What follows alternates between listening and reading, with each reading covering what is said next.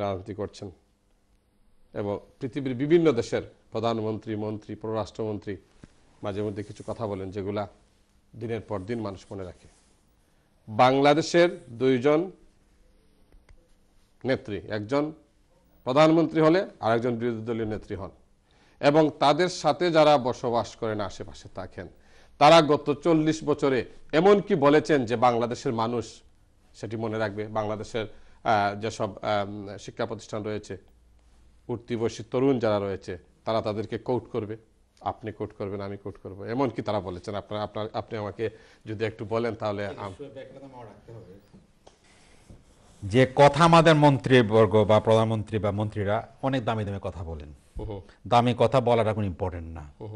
আপনি যখন কাজের মাধ্যমে প্রমাণ করতে পারবেন আপনি যা বলেন তা মিন করেন, তখন এটা মনে রাখার প্রশ্ন ওঠে। আমাদের মন্ত্রীরা বা প্রধানমন্ত্রী অনেক কথাই বলেছেন, এবং অন্য দেশের প্রেসিডেন্ট প্রধানমন্ত্রীরা যা বলেন আমাদের মন্ত্রী কম বলেন না। কিন্তু আপনি তো সমস্ত রেকর্ড করেন, দেখবেন যে অনেক দামি দামি কথাটা বলেন, কিন্তু প্র্যাকটিক্যালি তারা মিন করেন কিনা প্রশ্ন এখানে। যেহেতু মিন করেন না, অথবা দেশে তারা এক্সাম্পল সেট করতে পারেননি, অথবা তাদের এই সমস্ত কথাগুলো কথা এসে থেকে যাচ্ছে। কাজে এই প্রশ্ন তুলে লাভ হবে না, কারণ যেহেতু আমাদের দেশে এই পর্যন্ত কোনো নেতৃত্বই মিন করে কোনো কথা বলেননি এবং এটা ইমপ্লিমেন্ট করেননি, এবং নিজের জীবনে এক্সাম্পল দিতে বলা এটা কেউ বলেনি। আপনি যদি বিগত এক সপ্তাহের মানে পত্রপত্রিকা দেখেন বা বাংলাদেশের যেসব বক্তব্য বেরিয়ে এসেছে, আওয়ামী লীগের সাধারণ সম্পাদক বলেছেন স্যান্ডউইচ এবং ওয়াইন, সাদা ওয়াইন, হোয়াইট ওয়াইন খেলে অনেক কিছুই নোবেল প্রাইজ পাওয়া যায়। আবার বাংলাদেশের একজন প্রবীণ আইনজীবী তিনি বলেছেন দিলীপ বড়ুয়া ডক্টর ইউনূসের নৌকের কাছেও যেতে পারবে না। এইসব মানে রাজনীতিবিদরা বললেন, কিন্তু একজন প্রবীণ আইনজীবী তিনি কিভাবে এসব কথা বলেন? তিনি এর আগে বললেন যে আমি মোর দেন শিওর ইলিয়াস আলী বেঁচে আছেন। মানুষ মানে দেশে হচ্ছেটা কি?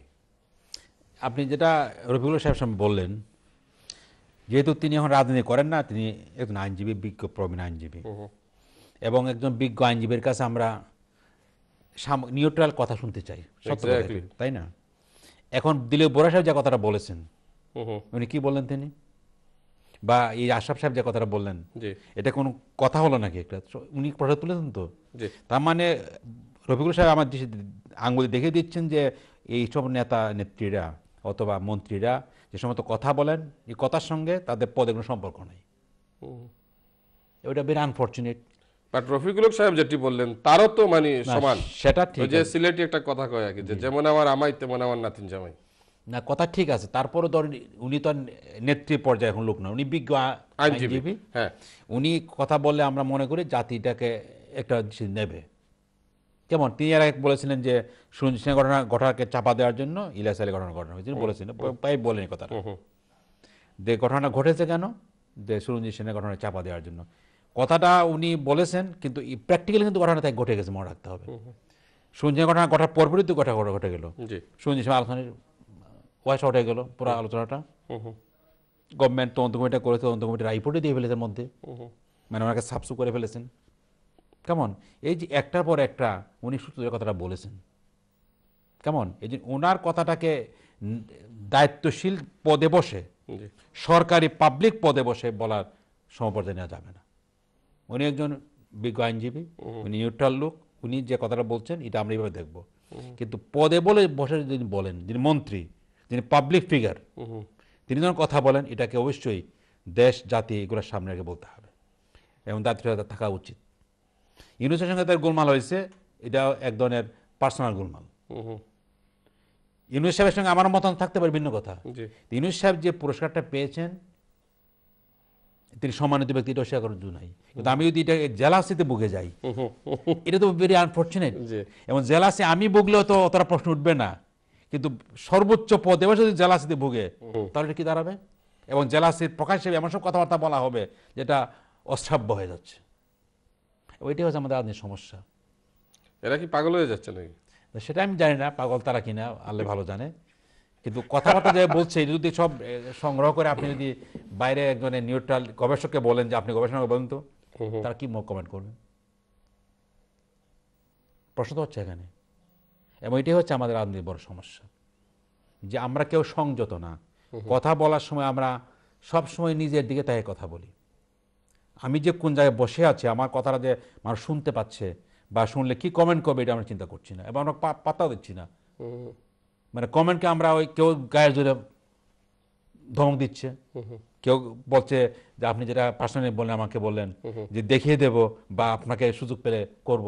তা এই হচ্ছে একটা কেউ একদম মাঝখানে চলতেছে রাজনীতি বলতে হবে, মাঝখানে বলা যেতে পারে এটাকে।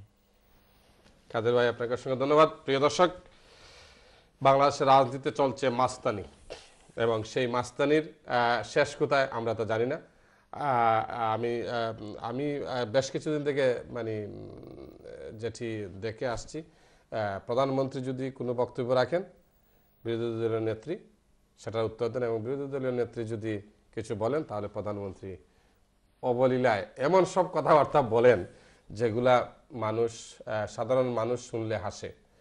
তো এ যদি হয় আমাদের স্ট্যান্ডার্ড, বাংলাদেশের প্রধানমন্ত্রী, বাংলাদেশের মন্ত্রী এবং বিরোধী দলীয় নেত্রী যার যা ইচ্ছা তাই যদি বলেন, তাহলে দেশের অবস্থা কি হবে আমরা আসলে সেটি ভাবতে পারি না। এবং আমরা যারা বিদেশে বসবাস করি, আমরা চাই আমাদের প্রধানমন্ত্রী, মন্ত্রী, যেটি কাদের ভাই বললেন যে সংযতভাবে কথা বলতে হবে। আপনি দায়িত্বশীল পদে থেকে যদি দায়িত্ব জ্ঞানহীনতার পরিচয় দেন, তাহলে সেটি তো কোনোভাবেই মেনে নেওয়া যায় না। ইউনূস সাহেব একটি পদক পেয়েছেন, নোবেল প্রাইজ পেয়েছেন, সেটাকে আমরা অভিনন্দন জানাই। কালকে যদি আশরাফ সাহেব পেয়ে যান নোবেল প্রাইজ, শান্তিতে পেয়েছেন আমাদের ইউনূস সাহেব, এবং আশরাফ সাহেব যদি পেয়ে যান, কারণ তিনি সন্ধ্যা 7টার পর নাকি ঘুমিয়ে পড়েন, কিভাবে ঘুমিয়ে পড়েন তিনি, যদি সেই ঘুমানোরও একটি নোবেল তিনি পেয়ে যান, তাহলে তো আমাদের সেখানে অবাক হওয়ার কিছু নেই। আমরা তাকে অভিনন্দন জানাতে পারি যে ঘুমের উপর তিনি একটি বা সন্ধ্যা 7টার পর হারানোর উপর তিনি একটি নোবেল প্রাইজ পেয়েছেন, আমরা তাকে অভিনন্দন জানাই। প্রিয় দর্শক, আপনারা যারা ফোন করছেন, আমি আপনাদের ফোন নিচ্ছি। দেখি লাইনে কে আছেন। হ্যালো, আসসালামু আলাইকুম।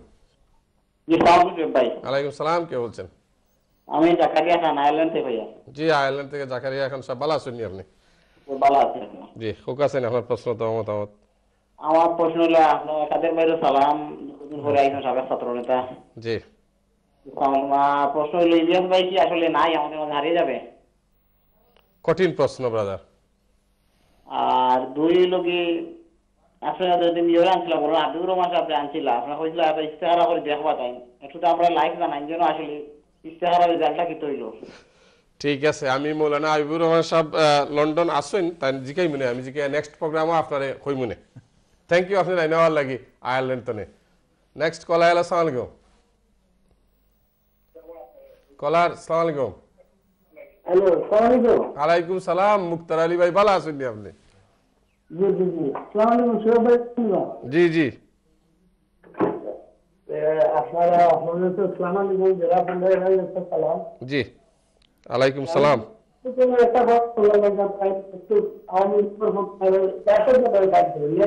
মুক্তার আলী ভাই, আপনি কোন ফোন তনে ফোন করছেন? মোবাইল তনে তো এর লাগিও তো এটা মানে ব্রেকিং করে আপনার কোনো কথা শোনা যায় না। আপনি ল্যান্ডলাইন তনে করুক প্লিজ।